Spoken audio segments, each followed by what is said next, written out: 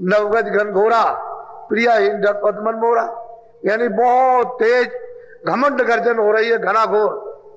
और जब उसको दोपहरी है कि भाई भी इतनी चमक है, उस गरज में इतनी लाइट, इतनी बिजली कड़कती है कि वो एकदम से इस तरह से ऐसे ऐसे ऐसे इतनी ऐसी बिजली चमकती।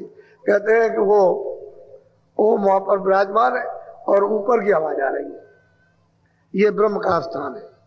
कहते हैं रास्ते में इस घाटी को पार करने के बाद ऊपर मिलेगा वो बड़ा भारी गढ़ है।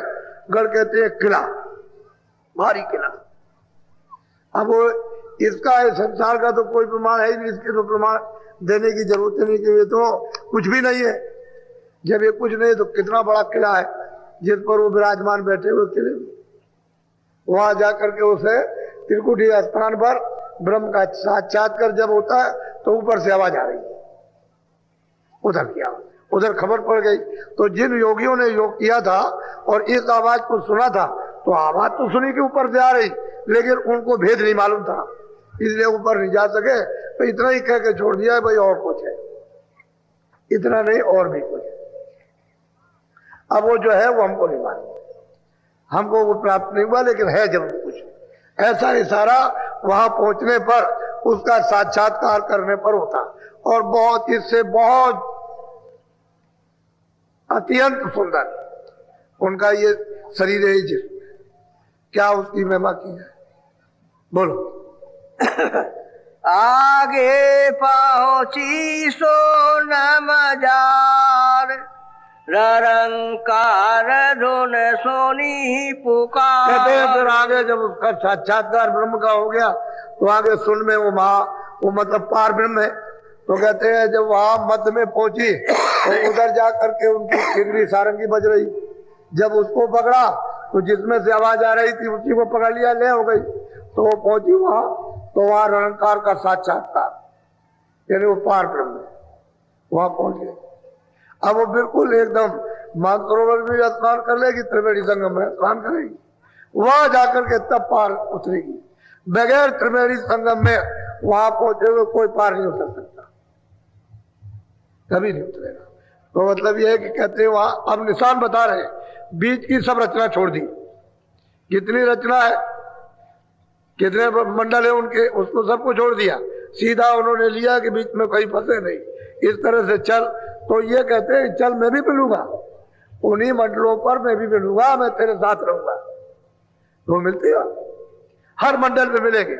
जिधर वो चलेगी, चल के जाएगी, उधर बताएंगे इधर चल, उधर नहीं। किसी मंडल में अगर रुक गई तो तमाशा देखती रह जाएगी, उसको छोड़ नहीं सकती, ऐसे तमाशे हो रहे। तो कहते हैं ये कुछ नहीं, आगे चल।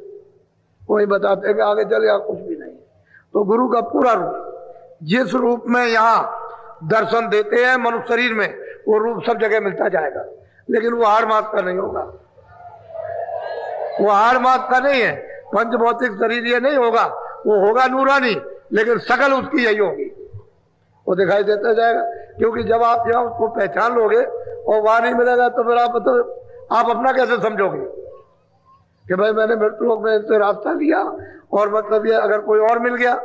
क्योंकि कभी कभी ऐसा होता है कि उधर जा रहे हो तो काल ने गुरु का रूप धारण कर लिया, तो वो बताएंगे कि भाई ये रूप नहीं है, तुमको भटकाने के लिए, रोकने के लिए धारण कर लिया, ये गुरु का रूप नहीं, उसकी पहचान है। तो साधक उसको पहचान लेता है, ये गुरु का रूप नहीं है, फिर याद करता तो मिल जाती है उसी मंडल पर, वहीं मिलेंगे जहां जाएगा। बोलो। केंगरी और सारंगी सोनी, मान सरोवर चढ़े चढ़े गुनी। कहते हैं किंगरी सारंगी अद्भुत, ये पहले स्थान से दूसरे स्थान से अद्भुत बाजे बजा, एक से। अब उस बाजे की क्या महिमा की है।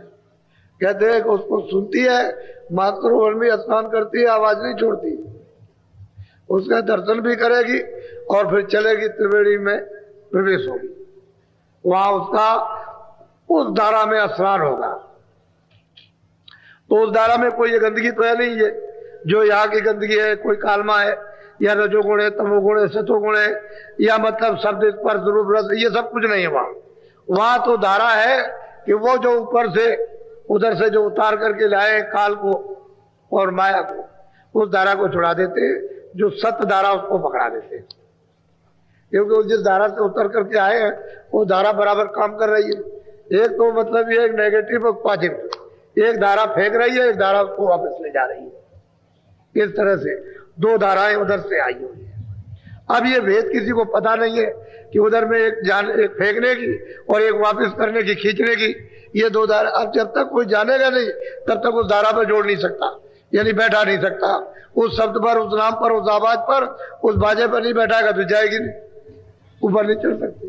तो महापुरुष उसको जानते हैं तो कहते हैं देख मैं सब खुलासा करता हूं, तुझे यह सब खुलासा बता रहा हूं कि वहां शून्य में, महाशून्य में वो पार ब्रह्म वहां पर विराजमान है, मुसलमानों के अल्लाह और हिंदुओं के पार ब्रह्म। बोलो आगे महाशून्य मैदाना जा चारे धोने ते मेरे समान। कहते हैं कि वहां महाशून्य मैदान है जिस पर भंवर गुफा स्थान है और उस पर सोम पुरुष बैठे हुए हैं, लेकिन वहां चार यानी गुप्त आवाजें हो रही है और वो अभी तक तो किसी ने खोला नहीं और ना कोई खोलेगा। इतना ही इशारा कर देते हैं कि वहां और कुछ है, कुछ हो रहा है, लेकिन उसको तो सीधा रास्ता पकड़ाया कि ऊपर में महाशून्य, उसको महाशून्य कहते हैं। भंवर गुफा स्थान को कहते हैं कि भाई चौक अपार मैदान है। इस मैदान में जब सूरज जाती है तो खरबों योजन यानी चलना पड़ेगा। अब खरबों योजन कितना हुआ आप ये तो समझ नहीं सकते। इतना मैदान लंबा चौड़ा, इतना ही ऊपर, इतना ही नीचे, इतना ही दाएं, इतना ही बाएं। अब इतने बड़े मैदान में जाएंगे तो बहुत ही मैदान लंबा। ऐसे नहीं, रचना का विस्तार इतनी खूबी के साथ में हुआ और उसका रूप इन तीनों से सुंदर। उसका जब वो महाशून्य में जाएगी तो उसका रूप इन तीनों से अद्भुत, जो वर्णन करने योग नहीं है। बोलो भंवर गुफा था ऊपर देखी सोहंग बांसी बजती पे। कहते हैं कि भंवर गुफा के ऊपर में वो आवाज सुनी और वो हमेशा बंसी बज रही है, अखंड बंसी बजती है, लेकिन आवाज तो आ रही है पर इन आवाजों के साथ मिश्रित हो गई, मिश्रित आवाज हो गई, मिल गई। सब आवाजें बजती हैं तो उसमें साधक जब तक उसको अनुभव ना हो तो छाट नहीं सकता। वो सुनता रहेगा और कुछ नहीं। लेकिन जो जाता आता है उसको छाटना आता, छटवाना आता, तो उसने तो छाट लिया और आपको छटवा लेगा, कहेगा नहीं इन आवाजों को मत पकड़ो, उसको पकड़ो। तो आप जब साधन करोगे, भजन करोगे, कान जब खोलेंगे तो फिर आवाज को पकड़ा देंगे, कहेंगे देखिए आवाज इसको पकड़ ले और चढ़। आवाज के बगैर, बाजे के बगैर ऊपर चढ़ के नहीं जा सकते, वही सीढ़ी है, दूसरा कोई आधार नहीं। तो वो तो आवाज वहां से आ रही है, वो तो पावर हाउस से आ रही है और वो बराबर मतलब ये एक ने एक तो ले आई आवाज और दूसरी आपको ले जाएगी। अब महापुरुष जो आवाज पकड़ाएंगे वो ले जाएंगे और बाकी जिस आवाज से उतारी गई दूसरी आवाज उससे उतार दी गई। अब वो सब भूल गए बेचारे, क्या करेंगे। बोलो ताके परे धाम सतनामा बीन बजे सतलो। अब उन्होंने खुलासा किया कि इस भंवर गुफा के परे जो सोहम पुरुष है उनके परे सतधाम है वहां पर, और वहां अखंड बीन समूचे, मतलब यह है कि उसमें बस वही हो रही, बाकी और कुछ समूची। इतना बड़ा सागर उसमें अखंड, वो तो शब्द ही का सागर है और कुछ नहीं, शब्द ही शब्द है। अब बताइए जहां शब्द ही का सागर है वहां मतलब ये क्या हो रहा। अब ये तो रूप उसका सत्य रूप है, इसमें किसी तरह की कोई मिलोनी नहीं। सोचते ही सोच, सोचते ही साई, सोचते ही रूप, सब सोचते ही सोच। अगर उससे कहे कि खरबों सूरज चांद यानी एक एक रूम में लगे तब भी नहीं मिलता, और एक एक रोम तो जिस्म कितना बड़ा है, और फिर उसके एक एक रोम इतना बड़ा जिस्म होगा तो उसके रोम कितने होंगे, और एक एक रोम में जब ये सिफत है तो बाकी उसके रूप की क्या सिफत होगी, तो वो कोई कह नहीं पाता। बस सूरज जब जाती है तो वो सिर्फ देखती है, बाकी वर्णन नहीं कर सकती। बोलो। सोनत सोरते फिर आगे चढ़ी अलख लोक में जा। अब जब ये सतलोक में पहुंच गई और सतपुरुष का दर्शन कर लिया और फिर उसमें वो छा गई, मिल गई उस समुद्र में, उस शब्द में, उसी का रूप हो गई, तो आगे कोई परेशानी नहीं, आगे कोई तकलीफ नहीं। जब वहां पहुंच गई तो सीधी जाएगी, आगे कोई बंधन किसी तरह का है नहीं। उन तीनों लोगों में कोई फिर बंधन नहीं है। फिर तो वो मतलब है कि अनामी पद में जाएगी, बस यही तक है, वहां तक पहुंचने के लिए ही, बाकी उसके बाद ऊपर जाने के लिए कोई दिक्कत, किसी तरह की कोई दिक्कत है ही नहीं। वहां कोई परेशानी नहीं है, कोई संकोच, कोई चौकी और पहरा, वहां कुछ नहीं। अब उन लोगों की क्या महिमा है, उस पुरुष की क्या महिमा, अलग पुरुष की, अगम पुरुष की, और जो सबका सृजनहार है, जो सबका मालिक है, उसके लिए क्या कहा जाए, कौन कहेगा, कौन है कहने वाला। सब उन्होंने कहा कि मैं चुप हो गया, मैं कुछ नहीं, सब लोग बोलो। कोटि अरब सूर उजियारा अलख पुरुष छबे अद्भुत कहते हैं कि एक से एक अद्भुत रूप, एक से एक, कितने कितने कोटा। ये सूरज नहीं, वो सूरज जो भंवर गुफा में श्वेत सूर्य, उसकी उपमा दी है, इस सूरज की नहीं, इसकी। ये सूरज वूरज कुछ नहीं है, उसकी उपमा दी है कि वो सूरज, यानी उसका प्रकाश एक एक रोम के अंदर इतना इतना है, ये सूरज नहीं है वहां पर। इसका प्रमाण वहां महापुरुषों ने कुछ नहीं दिया कि आप कहते हो कि चांद सूरज होगा, ये होगा, मतलब ये नहीं, वो सूरज, उसका प्रमाण दिया। इतना मतलब एक एक रोम में उसकी प्रकाश और उसकी शोभा, उसका रूप है कितना सुंदर, कोई वर्णन नहीं कर सकता। बोलो। तासे अगम लोक को चली अगम पुरुष से जा। अब वो सूरज किधर से, उन्होंने जो बताया कि देख सूरज चल, तो उधर में फिर अलग लोग से चढ़ गई अगम, अलग लोग पुरुष का तो दर्शन हो ही गया। अब ऊपर में चढ़ी तो अगम पुरुष में उसका, अगम पुरुष का उससे भी सुंदर, उससे भी सुंदर, वो कितना बड़ा है। इसी अगम पुरुष की काया महासंघ की है, महासंघ जोजन की काया है। ये शरीर जो उनका है, यानी महासंघ जोजन का। अब आप अंदाजा अपनी बुद्धि से लगाओ कि महासंघ एक जोजन का 4 कोस, तो महासंघ उसका शरीर है, तो देश कितना बड़ा होगा, ये सोचिए। शरीर ही इतना, तो उसके एक एक रोम में इन्हें कितने सूरज और कितने चांद यानी रोशनी करते हैं। और फिर जो अनामी पुरुष है उसका क्या बयान हो सकता है, उसके ऊपर में जो अनामी पुरुष है उसका तो कोई बयान ही नहीं कर सका, ना कोई कर सकेगा। वो तो उसमें गिर करके वही रूप हो गई, वही रूप, दूसरा कोई रूप ही नहीं, वही हो गई। वो कोई ना बयान कर पाया ना कर सकेगा। बोलो। हर वन सूर चांद पर कासा दोने का वाकी अगम बिला। अब उन दोनों को कौन वर्णन करे, उन दिनों का तो यार चिन्ह भी नहीं मिलता, तो कैसे आपको बताया जाए ऐसी होगी, इस तरह की होगी, वहां कोई चिन्ह ही नहीं। यहाँ जब यहाँ चिन्ह नहीं है तो उसको कोई वर्णन ना अलग लोक की धुन को और ना अगम लोक की, और जो अनामी लोक में जो धुन हो रही है वो तो कोई कैसे करेगा, वो तो आवाज उसी धुन ने, उन्हीं की धुन ने तो ये तमाम लोग बनाए। अगर वो धुन चारों तरफ यानी नहीं फैलती तो वो लोग नहीं बनते। उसी तो आवाज कितनी होगी, ये आवाजें यहाँ क्या कुछ नहीं है, ही नहीं कुछ, ये तो नाम निशान भी याद है, ऐसी आवाज। बोलो। दोने का वर्णन कैसे गाऊं जग में कोई दृष्टा। बात वो कहती है कि महापुरुष कहते हैं कि देख सूरत, देख तू खुद देख रही है कि इस धुन का कैसे वर्णन किया जाए। कोई जगत में कोई नमूना, कोई चिन्ह तो है नहीं है जो उसको बता दिया ऐसा होगा, ऐसी धुन होगी, ऐसी होगी, ऐसा उसका रूप होगा। नया रूप है ना उसकी कोई आवाज, तो कोई जब चिन्ह नहीं है तो कैसे बता दे। अब ये सूरत वहां देख रही, लेकिन आपके लिए उसमें कितना ऊंचा, ये भी पूरी हो गई। जो वहां पहुंच गए पूरा हो गया। मीराबाई भी पहुंच गई इसी तरह से।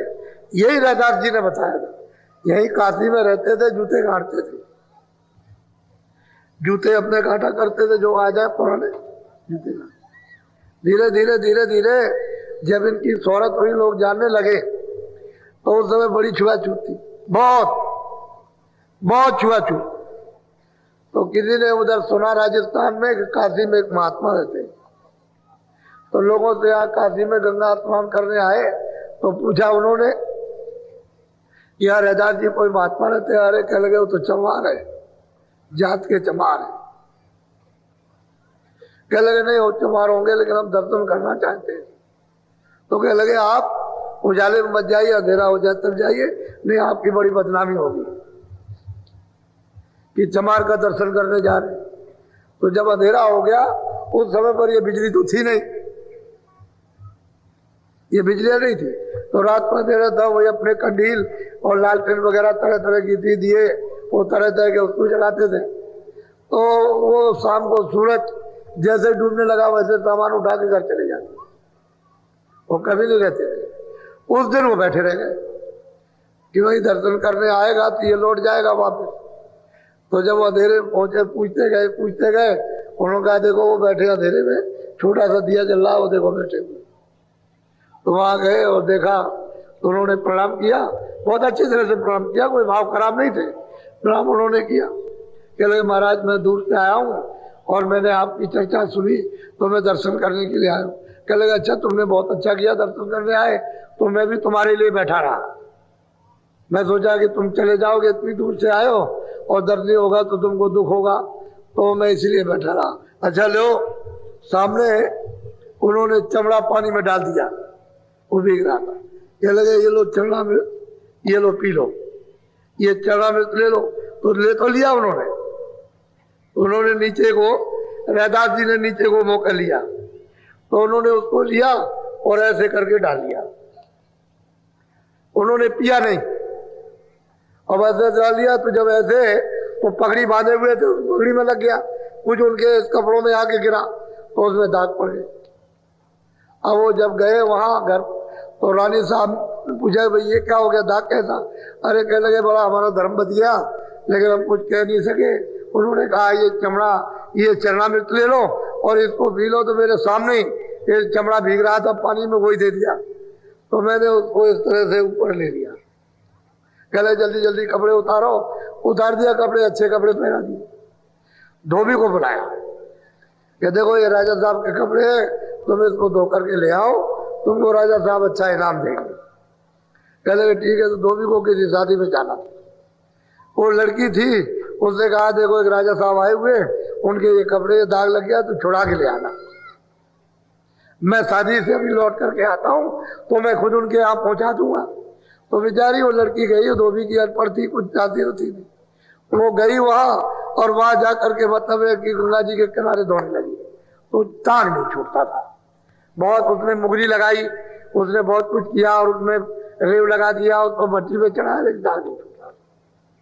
तो उसने क्या किया, जब नहीं टूट रहा था तो निचोड़ रही थी, दाग नहीं टूट रहा तो मम्मा दबा दिया, तो चूसने लगी उसी कपड़े को, तो उसका आरक उसके चला गया पेट में, बस उसकी आंख खुल गई, तीसरी आंख खुल गई, तीसरा दिन।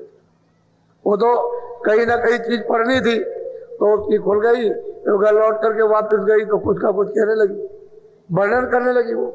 तो धोबी तो बड़ा अपनी लड़की की बात सुन करके बड़ा अचंभित हुआ। धीरे धीरे उसकी शोहरत फैल गई कि धोबी की लड़की अनपढ़ थी, बड़ी विद्वान और बड़ा मतलब ये कि और ये और ऐसा ज्ञान कहती है, इस तरह से ये। तो लोग उसके पास आने जाने लगे। तो राजा को ये खबर लगी, जब वो दोबारा लौट करके आए तो उनको खबर लगी कि भाई ऐसी ऐसी बात है। और वो कहती है कि भाई एक राजा आए थे, उनके कपड़े धो रही थी, उनकी कृपा हो गई और मतलब ये उसको मैंने चूस लिया तो उसका रंग मेरे चला गया। तो सही बात यह है कि उनकी बड़ी दया हुई, अगर वो हमको नहीं देते तो मैं कैसी।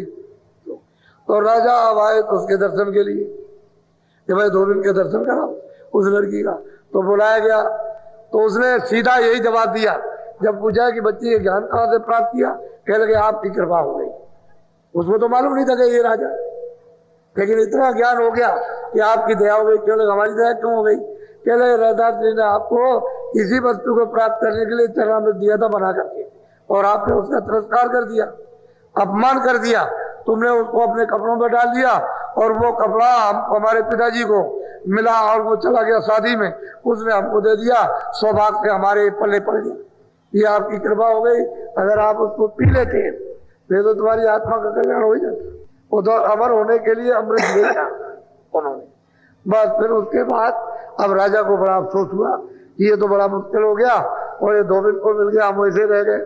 तो उन्होंने कहा अच्छा चलो हम फिर चलेंगे दर्शन करने।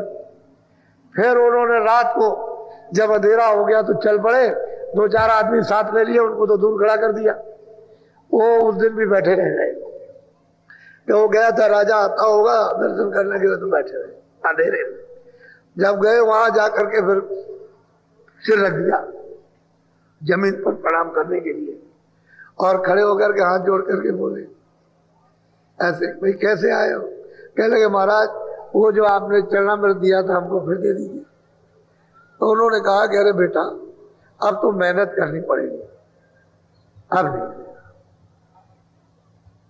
अब नहीं मिलेगा, अब तो मेहनत करनी है।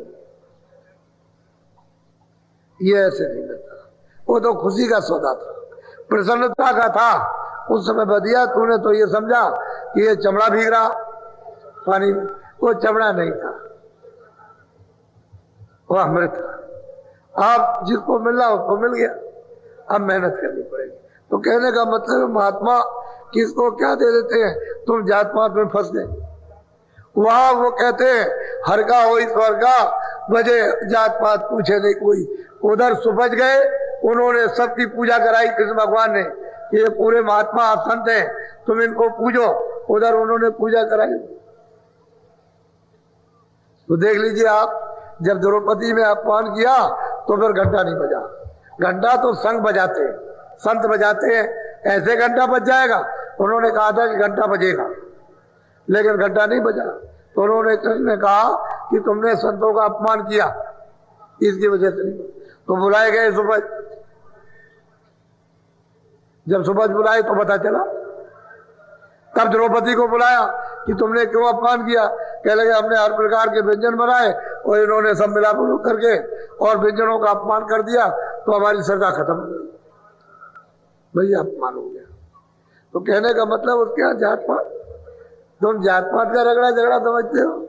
ये जात पात क्षत्रिय में आया, ब्राह्मण में आया, वो भंगी में चलाए, हरिजन में चलाए, इसमें उसके लिए जात पात क्या? अरे जो मन बुद्धि चित्त है अंतःकर जीवात्मा निर्मल हो जाए वही प्राप्त कर सकता।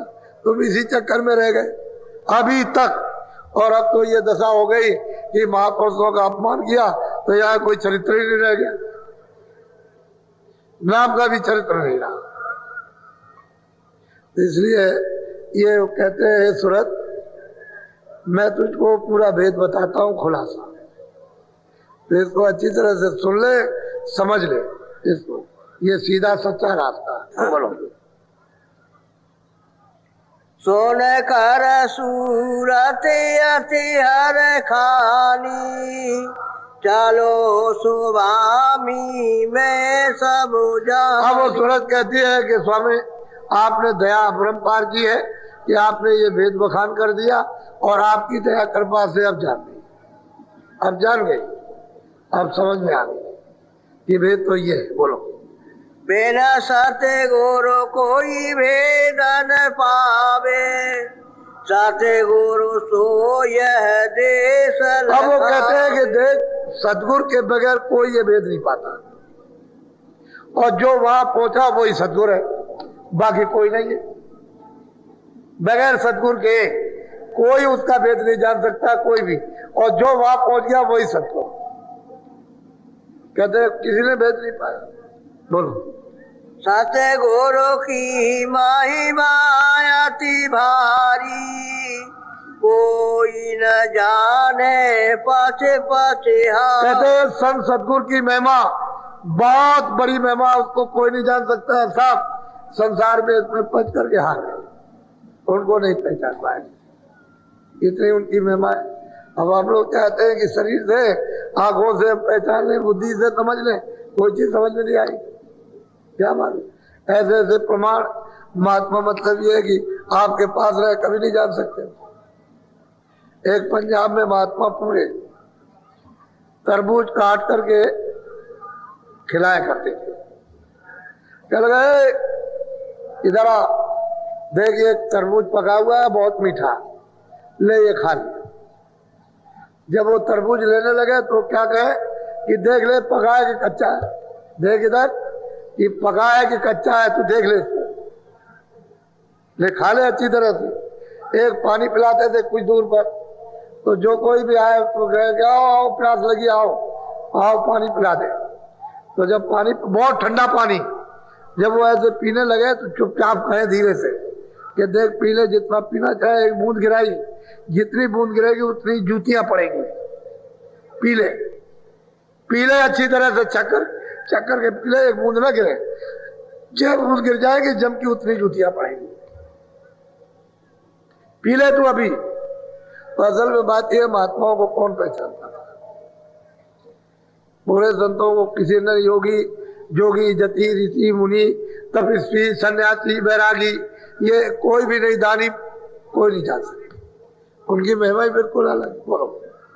जा पर कृपा दृष्टि वे करे वह जाने और कहते हैं जिसके ऊपर में दया कृपा दृष्टि हो जाए वो तो उसको जान लेगा और वो समझ लेगा। जिसके ऊपर में दया कृपा दृष्टि नहीं हो क्या जान सकता? वो तो यहाँ अंधकार में पड़ा हुआ, उसको बेचारे को क्या मालूम है। ये बड़ा सौभाग्य था आप लोगों का, सबका बहुत ही अति उत्तम यानी सुजोग और समय का उपयोग और आपका भाग। इन घड़ियों में मनुष्य जीवन की जो श्वासें चल रही है वो अति अमूलक और भाग्यशाली। ये पता नहीं कब का पुण्य आकर के जुड़ गया, इस घड़ी में सुजोग आपको मिल रहा, ये मिलता नहीं है किसी को जिसमें ये भेद होता है। वैसे तो मैं कल आपको नाम दान दूंगा, आज तो नहीं दूंगा, एक दिन छोड़ करके एक दिन कल आपको दूंगा, आप इसको ले लीजिए। वो जिसने विधान बनाया है वो आपको छोड़ेगा नहीं, अभी अपना अपना छुटकारा करा लो, जल्दी करो, देर करने की जरूरत नहीं है। और अगर कहीं चूक गए तो फिर ये अवसर मिलेगा नहीं।